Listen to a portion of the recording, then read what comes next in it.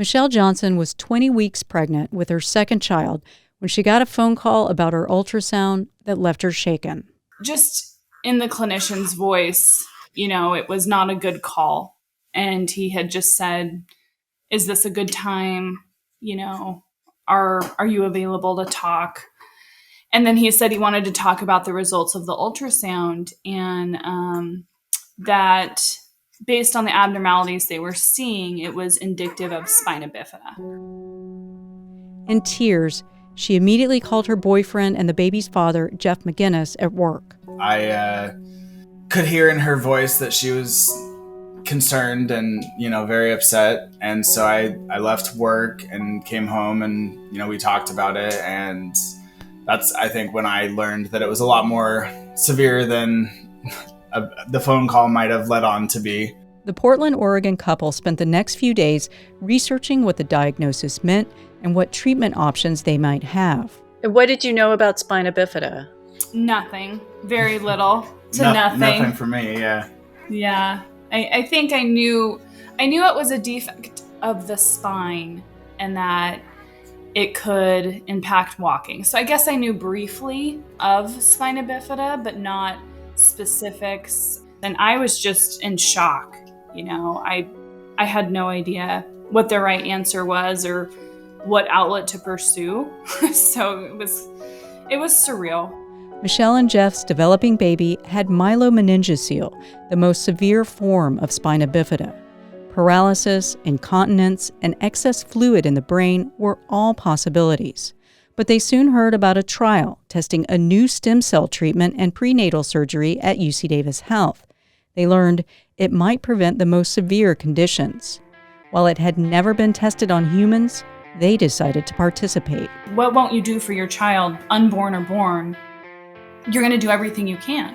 In this episode of Unfold, you'll hear about their journey through the world's first human clinical trial that's providing hope for a spina bifida cure. Coming to you from UC Davis and UC Davis Health, this is Unfold, a podcast that breaks down complicated problems and unfolds curiosity-driven research. I'm Amy Quinton. And I'm Marianne Rush Sharp. This story is about the groundbreaking work of pediatric surgeon Diana Farmer with UC Davis Health. It's also about the courage of families taking part in the world's first clinical trial to treat spina bifida through prenatal surgery and stem cell treatment. Spina bifida is when the fetus's spinal cord doesn't develop properly in the womb. Part of the spinal cord and surrounding tissues are exposed through a gap in the backbone. Farmer says 4 children in the United States are born with spina bifida every day, and it can leave children paralyzed. The severity can be variable based on where in the spinal cord the defect develops. So if it's in the cervical, in the neck area, then a person might be paralyzed from the neck down. If it's in the back area, you might just be paralyzed from the legs down. Farmer pioneered the prenatal surgery to close the exposed spinal cord. It doubled the chances a child would walk and decreased the likelihood that a child would develop excess fluid in the brain, called hydrocephalus. Now researchers have designed the first human clinical trial to see whether engineered placental stem cells combined with prenatal surgery can do even more. Surgeons will close the developing baby's exposed spinal cord and use a special stem cell patch. The stem cells are engineered to protect neurons or nerve cells from damage. And as we mentioned in the last episode of Unfold, the procedure was successful on lambs with spina bifida. It allowed them to walk. And in 2017, UC Davis veterinary surgeons were able to successfully treat spina bifida in 2 English bulldogs named Darla and Spanky using this same procedure. Darla and Spanky can now walk and run. Farmer says the bulldogs shed light on a few things about this procedure, especially given that dogs age much faster than humans. The pets, Darla and Spanky, allowed us to see that there appears to be durability to this therapy. The FDA has given doctors approval to conduct a safety trial, also called a Phase 1 trial. And a safety trial probably sounds a bit scary. It does sound scary, but it's actually standard. Well, it was scary for Michelle Johnson and Jeff McGinnis. Before Michelle even considered participating, she had to weigh all the risks and options. And she had several, including a much less invasive laparoscopic surgery without stem cells. Laparoscopic has much less risk to the mom. You're not going to be at high risk for ruptured uterus. You can have subsequent pregnancies. But laparoscopic didn't offer the stem cells. And if you do any research on the last decade of stem cell studies with animals, it's really black and white. The animals that receive stem cells are able to walk at birth, and the ones that don't walk at birth. So Michelle had really done her homework on the lamb studies. Did she know about Darla and Spanky too? Yeah, Michelle says the animal studies gave both of them hope that the surgery could work. I knew there were more increased risks, but with what we knew, we felt that it was just the best decision to go forward. I don't think we felt like we had anything to lose. Jeff says they just wanted to do what was best for their baby. It's scary, what happens if is always, in the back of your mind. But I think that, as soon as we spent those 4 days kind of doing our research and learning, I think that we decided that, there was no question in our mind that was the program that UC Davis had. In order to take part in a clinical trial, moms have to first meet a lot of qualifications and go through a number of tests. That included an MRI for Michelle. And remember, Michelle was 20 weeks pregnant when she got the news. So you can only pursue gestational surgery for up to 26 weeks. And after that, you're no longer a candidate. And at this point, I was 21 to 22 weeks. So we were running out of time. And these MRIs were booked out 3 to 6 weeks in Oregon. So she came to UC Davis Health. We had to drop everything, our careers, our plans. It was all hands on deck. We've only got 4 weeks to work with. What are we going to do? Time was running out to make this major life decision. And a woman they have to move here. Because this is a big deal right now for this trial, because the FDA wants them close by if there was some problem to happen. So we have to be able to follow them weekly during their pregnancy. So she and Jeff upended their lives in Portland and moved to Sacramento. That could not have been an easy decision. No, and what made it more difficult, Michelle and Jeff have 2 school-aged children from previous marriages. They had to leave them with their former spouses in order to move to Sacramento. Wow. That was a huge sacrifice. My career potentially, how our older kids stay in Portland and function and succeed in school without us, and how we can juggle that. And so we were willing to risk all of that in hopes that our child could walk.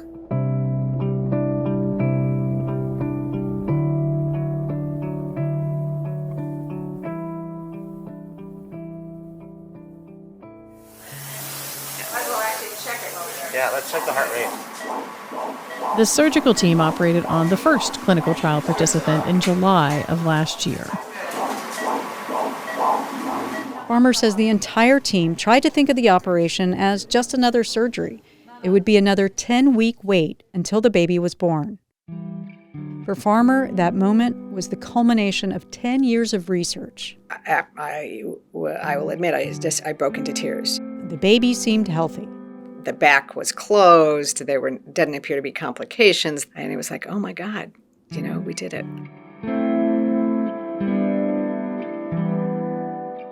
About 3 months later, it was Michelle's turn.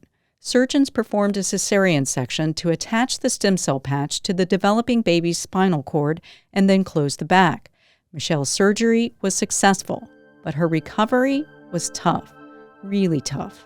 It's a more invasive C-section. It's much larger, and it's really hard to heal when you have something growing inside of you.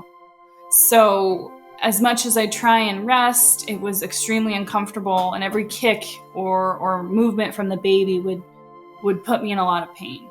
Women who have prenatal surgery also have a high risk of a ruptured uterus during labor. So at 36 weeks, Michelle had another C-section. That's considered preterm. And that second C-section, when Michelle and Jeff would meet their baby, came on February 1st.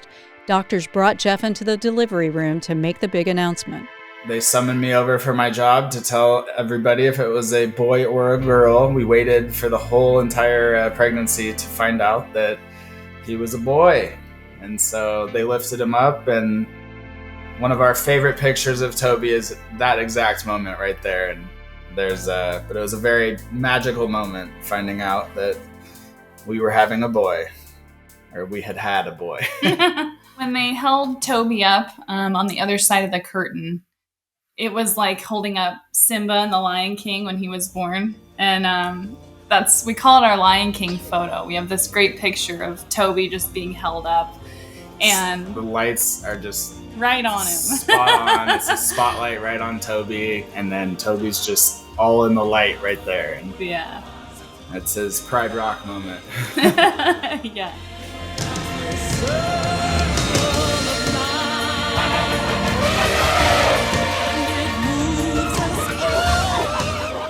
And it is an amazing photo. It's just beautiful. And you can see it, if you like, on our website. That's ucdavis.edu/unfold. So Tobias Toby McGinnis was born, weighing a healthy 7 pounds and 13 ounces. He was born with his legs kicking and toes wiggling. The MRI showed no brain inflammation, no hydrocephalus, which was a miracle for us. As far as we know, the procedure worked, although it will take time as he develops and becomes of walking age to definitively know. As far as we can tell, he's very healthy and great. So it hurts when he kicks, so we have some hope there. Yeah.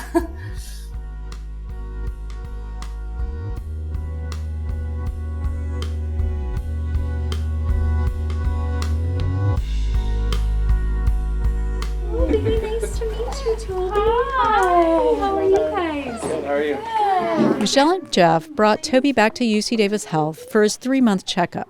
They met Dr. Maya Evans, who specializes in pediatric rehabilitation. And what do you guys notice as far as leg movements? Great. They kick. He's ticklish. His toes wiggle. Good. Great. So no weakness detected. No. Okay. Good. Toby has reddish blonde hair and blue eyes and is sporting a onesie with little carrots on it. Evans lays him down on an exam table to try to get him to do a number of movements to test his motor skills. I'm trying to get his his quads, so to kick out at the knees. Let's try. Oh yeah, quad. Kick. Oh, that was a good one. Kick. Come on, this one. She rolls him over on his tummy to test his glutes, or his little booty muscles, as she calls them. That's really good. Okay. Then I need to try to get your booty. That's going to be a little tricky. I know, it's almost hard for Dr. Evans to feel everything she's got to feel. Yeah.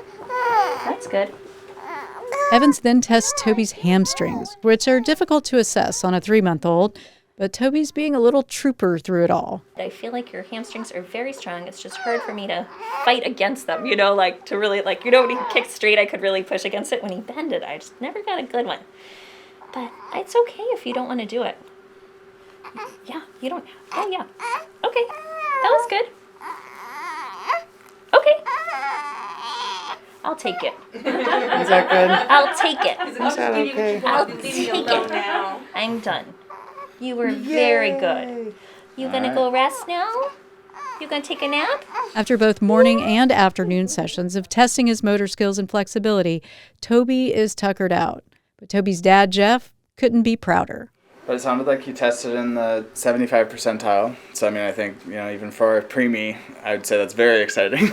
So Doctors stress it's too early to know whether Toby could still experience developmental delays or complications as a result of spina bifida. The incontinence that often comes with spina bifida is hard to gauge at Toby's age, although Michelle says he'll likely have to catheterize the rest of his life. Sometimes I worried about that. What does that look like for a 7-year-old? What does that look like for a 12-year-old? What does that look like for an adult? But it's minimal compared to not having the ability to walk. Catheterization is much more manageable than many other ailments. So I put my worries aside for now, and we'll tackle it when the time comes. but some of the bladder and bowel issues that come with spina bifida could improve because of this procedure. And although it's not certain, Diana Farmer is hopeful. I think it's possible that we could completely reverse the damage that has already been done, as well as preventing more damage, such that we might not only improve the spinal cord level, but include all the way down to bowel and bladder function. I mean, that's the goal, that's the hope. Toby's last appointment of the day is less of an appointment and more of a reunion with Farmer. Hey, you guys. Hi. Oh my gosh, who's this huge person? Oh my gosh, I haven't seen you since you were like this big. Farmer immediately picks up Toby and holds him in her arms. She gently touches the soft spot on his head. Nice soft fontanelle, that soft spot, you know. So that's also a good sign. What's nice for us doctors, it's a hint into what's going on underneath. Yeah. And so if it was Yeah. bulging, we'd be worried about it. That he had fluid on the brain. So when it's kind of sunken in and soft, it's like perfect. But so you got that for sure. And then we're pretty excited about these wiggly legs. Yeah. Besides the scar on his back from prenatal surgery, it's tough to see any difference between Toby and any other 3-month-old. Toby's mom, Michelle, thinks he's perfect. We were saying how his first laugh, he was 5 days old when we were discharged. And I was holding him and he went, ha ha ha. And so, did you hear that? He just laughed. And I said, we all need some stem cells. Like, these things are great. Like, he's the happiest baby. He's just always laughing and happy and content. I'd be happy to take credit for that. Yeah. Like, it's the stem cells. That's so funny.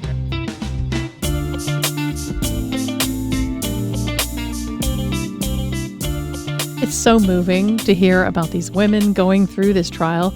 They're really brave. Yeah, Farmer says if clinical trials like this one succeed moving forward, it might mean the children having to use wheelchairs as a result of spina bifida could be a thing of the past. It's just incredible. We should also mention that there's another positive aspect to this trial, and that is where the research is headed next. I know they're hoping to perform the same operation and use the stem cells on spina bifida babies after they're born. Farmer says it may not have the same effects, but it could still offer some improvement. But wait, there's more. Believe it or not, there's another hopeful aspect to all of this, and that has to do with the placental stem cells that were engineered by Dr. Aijun Wang. We heard from him in the last episode. He's researching whether the stem cells also have the potential to help people with other neurological diseases, maybe even those with acquired spinal cord injuries, such as from an accident. That would be a remarkable next chapter. And in the meantime, you can listen to more Unfold episodes, and you can check out our first episode on spina bifida at our website, and see photos of Michelle Johnson and Jeff and Toby McGinnis at ucdavis.edu/unfold. And don't forget, we've even got that photo they described as the Lion King moment there. It is awesome. Definitely worth checking out. Thanks for listening. I'm Amy Quinton. And I'm Marianne Rush Sharp.